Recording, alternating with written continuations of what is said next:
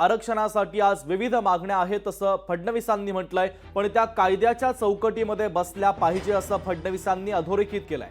आरक्षणाच्या मागणीवरून फडणवीसांचा जरांगे पाटलांना हा सल्ला देखील आहे। दोन समाज परस्पराच्या विरोधात उभं राहणं चुकीचं असल्याचं देखील उपमुख्यमंत्री देवेंद्र फडणवीसांनी म्हटलेलं आहे। सातत्याने वेगळं आरक्षणाची मागणी असल्यामुळे शिंदे साहेबांच्या नेतृत्वात आपण 10% आरक्षण दिलं। आज वेगवेगळ्या प्रकारच्या मागण्या होत आहेत। मी असं म्हणणार नाही की मागण्या चूक आहेत, पण आपल्याला एकच गोष्ट लक्षात घेतली पाहिजे की कुठलीही मागणी आपण जी करतोय ती कायद्याच्या चौकटीत बसली पाहिजे।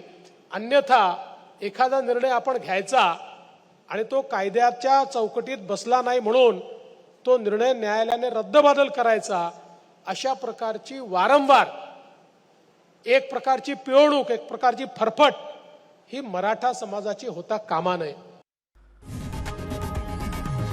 लोकशाही मराठी ऐका, पहा, जागरूक रहा।